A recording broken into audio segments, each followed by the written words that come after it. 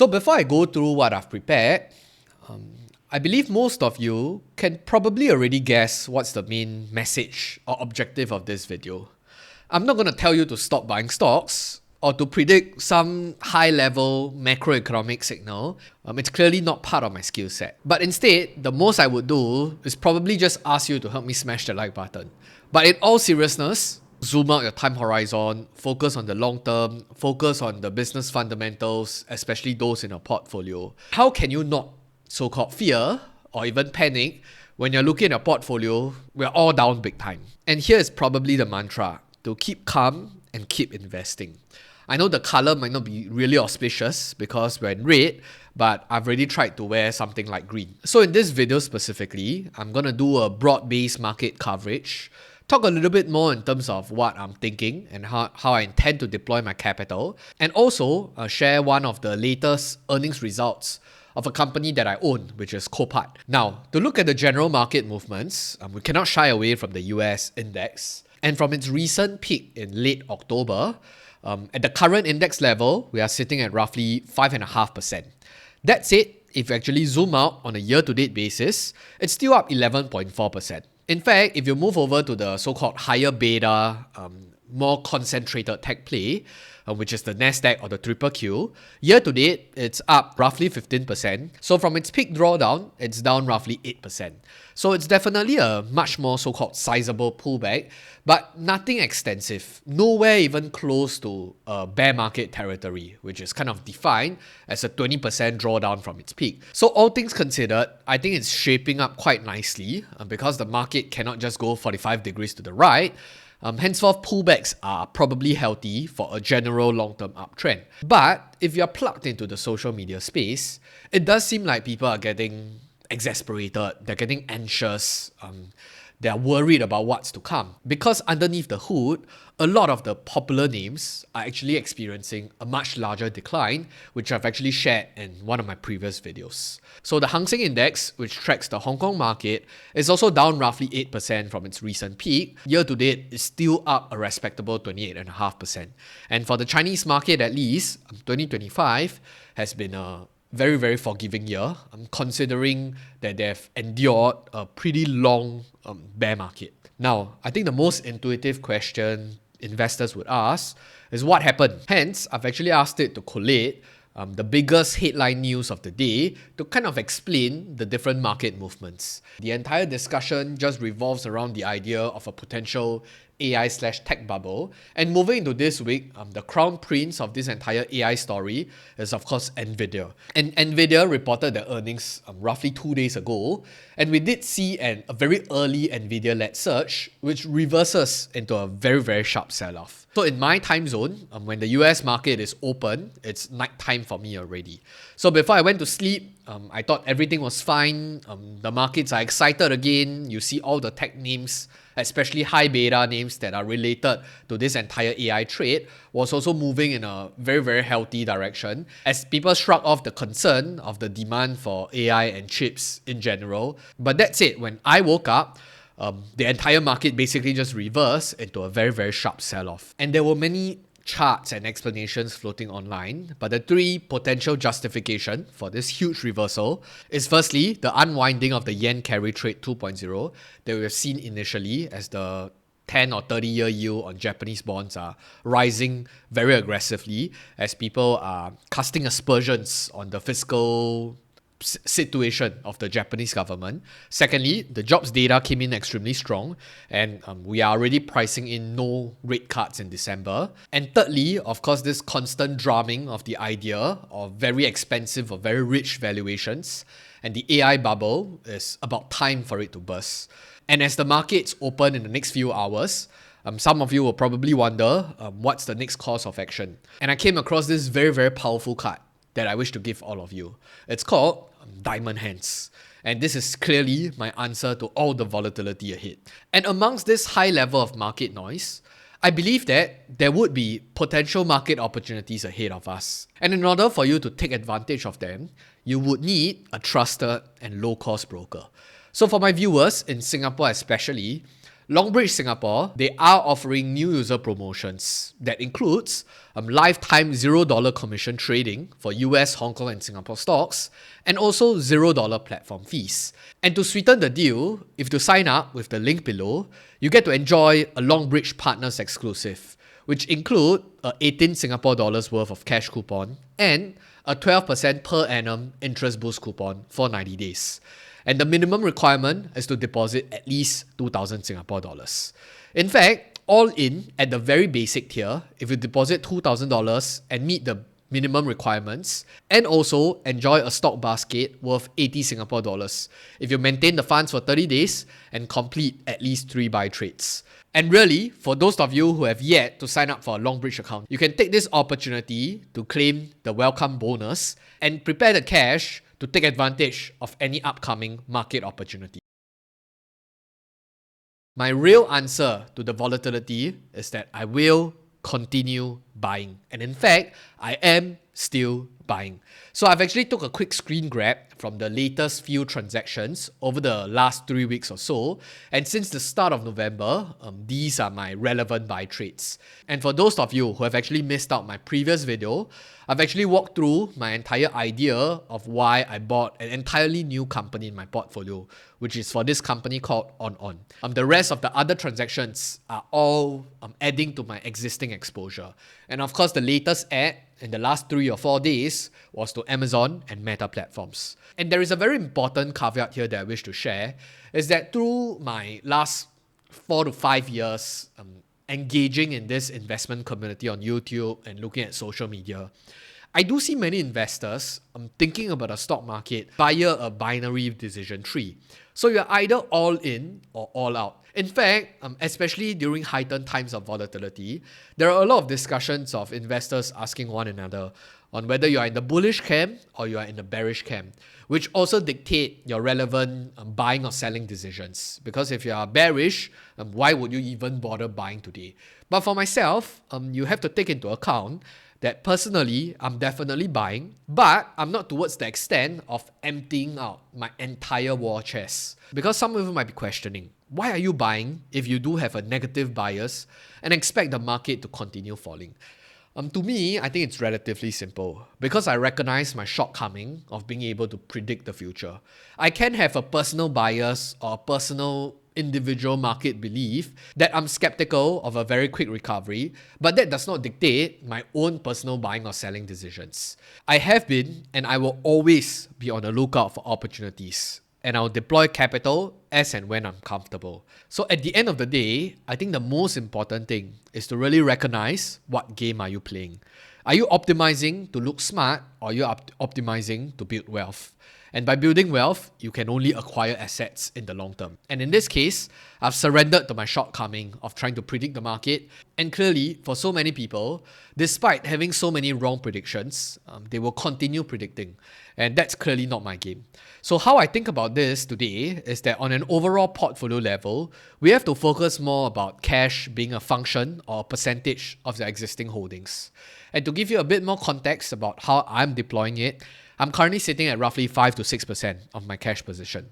So take it for whatever it's worth. I have never been a heavy advocate for trying to time the market or trying to shore up a lot of cash.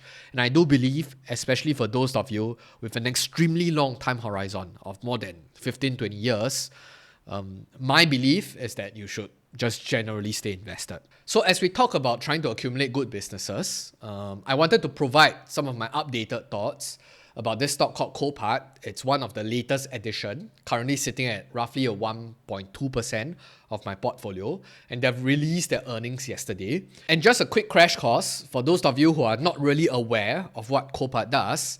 They basically run some sort of an online auction where there is a two-sided network, mostly around salvage vehicles or vehicles that went into an accident or need some repair. So on the supply side, who's actually giving in those damaged vehicles? You have your insurance companies, your dealers, consumers sending in their unwanted cars. And on the demand side, you then have buyers from all around the world trying to bid in this online auction system. They mainly make their money through the fees and services that they help operate within this marketplace.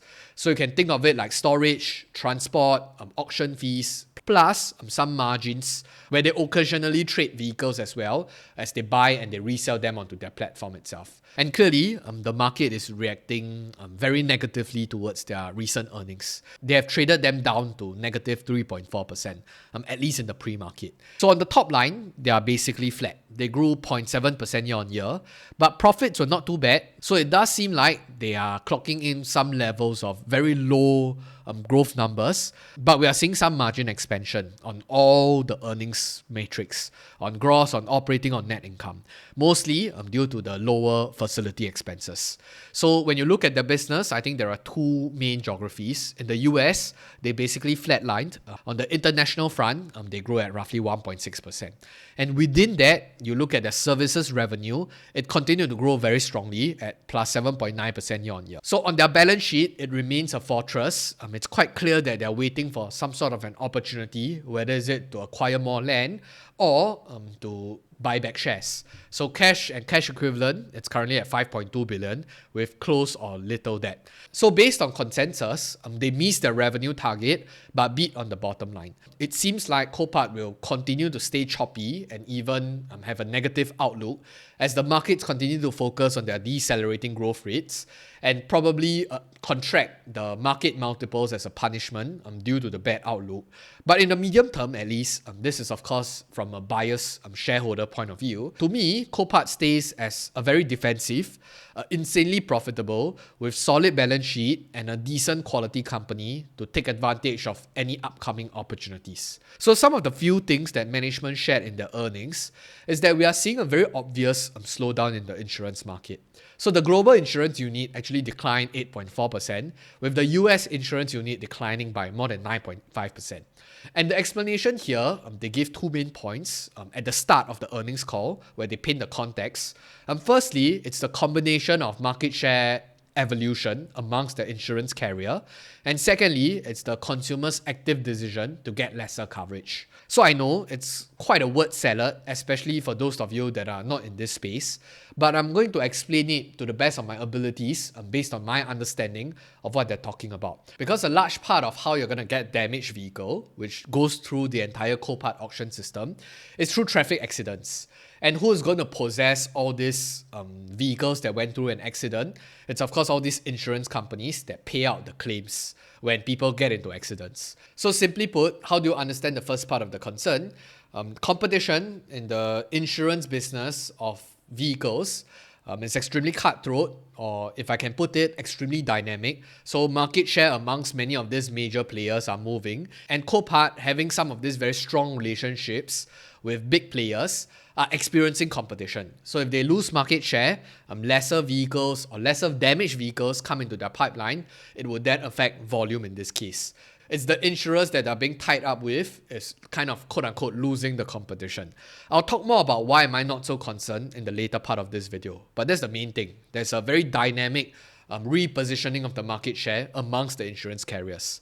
The second part, it's more about the consumer's active decision or change in behavior in taking up insurance. So you can potentially see this as some sort of a slowdown in terms of US macroeconomy. They don't wish to be as well covered as compared to before, but one of the leading reasons as well is because of a recent huge bump up or hike in terms of insurance premiums. So the market has to kind of accept it and to reconfigure this whole market dynamics again. So that's on the second part. It's a lot more a cyclical thing rather than a structural, people don't wish to get covered for insurance again. So we would see things kind of soften and smoothen out. But the one thing that management was extremely confident is that they do see the total loss frequency continuing in this long-term uptrend. And what does this term total loss frequency mean? It's basically just a percentage of the crash cars that insurers deem or decide that it's not worth repairing. If total loss frequency actually increase, it means that it's good for Copart's business because there'll be much more damaged vehicles going into their pipeline because insurers don't bother even fixing it anymore and they just want to sell it in the auction or in the second-hand market. So some numbers that they provided here is that in the 1980s and 1990s, the total loss frequency ratio or the percentage is roughly 4 to 5%. And today, it's at 22% and increasing. And the long-term target for the management is probably roughly in the north of 25 to 30% in time to come. And as bad as it sounds, the higher the total loss frequency means more business for Copart. And why would this number keep climbing up? Based on my understanding, it's because as cars become more developed and a lot more complicated, it gets more costly to kind of repair damaged vehicles. But clearly, this entire slowdown in the insurance market is going to be a drag for Copart's foreseeable outlook ahead. And I think it's fairly interesting that the management team decided to highlight 5 key indicators, currently at all-time high. I'm basically trying to remind investors to just focus on the business fundamentals and not be too affected by the share price movement. So I'll quickly just go through with you why these 5 indicators or business fundamentals are important. First things first, they said that the pure sale mix is increasing. So to understand this point, you have to first understand what is a pure sale. So a pure sale auction means that there is no reserve price and there is no seller veto. So meaning to say, whatever the highest bid is when the auction ends, it means that the car must be sold at that price. And on the reverse, a non-pure sale means that the seller can set up a minimum price or choose to accept and or reject the highest bid. So with this pure sale mix increasing, it means that the consignor deeply trusts their price discovery and don't have to second guess this entire machinery. And that's definitely a good thing, signaling a very high brand trust. And of course, the trust in the entire mechanism itself. The second indicator is the increase in international participation. So they have been growing their share of the US auction value, and the cars that they tend to buy are 38% higher in value than the US counterpart. And that is also a signal towards international buyers chasing for lighter damage and higher value units. The third indicator is the unique bidder per auction is also steadily rising to all-time highs, and it directly counters the buyer saturation worry. Like any auction system, it's a two-sided network. We want a greater amount of supply, but we also have to have a robust buyer network. On the fourth indicator is that we are seeing much more engagement before the live auction starts. And this preliminary bid activities is an indicator of the health of the auction system. And last but not least, the gross returns of these damaged vehicles are at all-time high. So the gross returns is just a formula of the selling price divided by the pre-accident value. And you can really think of this as a very positive and self-reinforcing flywheel.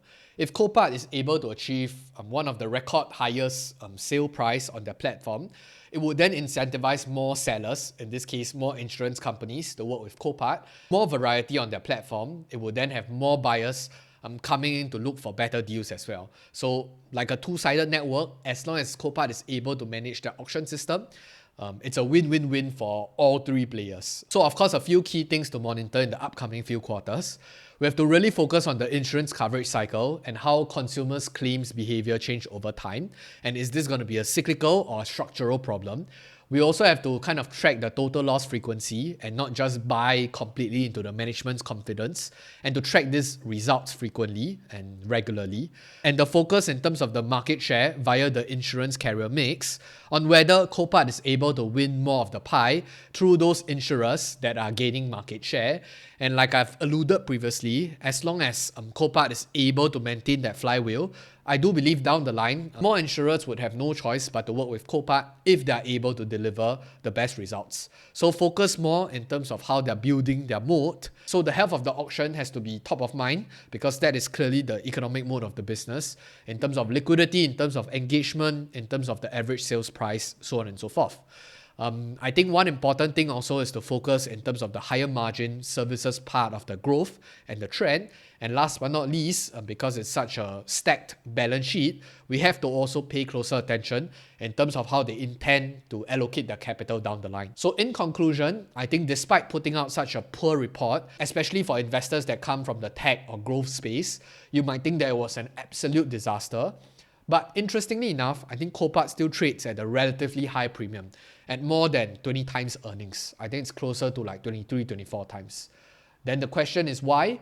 I think largely speaking, because Copart as a business is still considered a very quality company. It has it has a wide economic moat, it's extremely profitable, it's still an unlevered business, and a lot of people are convinced that that's just part of an economic cycle. That said, they are punishing the business with a much more compressed multiple, but I believe there is still some sort of a consensus in terms of a flaw in their valuations. So I would definitely be excited if Copart trades at a 10 or 12 times earnings because of a weak guidance or a weak growth, but I'm not too sure whether the market is ready to push it down to such a large extent. And by buying the stock today, I think you're definitely making a few implicit bets. So first things first, I think the underlying drivers of the industry is in Copart's favor in terms of the total loss frequency that we talked about, and the technology development in the automobile industry will not supersede the increase of accident rates.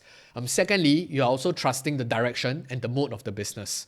At the end of the day, it's an auction house, it's a two-sided marketplace, and they solidified their market leadership through the physical ownership of junkyards and the development of their auction business. And thirdly, you trust that they know how to allocate capital well. And with these implicit assumptions, I think Copart at current valuations don't look too demanding. And through this sharing, you can probably guess what's my view and position on Copart. So with that in mind, I hope you enjoyed this discussion, and I'll see you in the next video. But more importantly, and hopefully, I'll see you guys on the moon. Goodbye.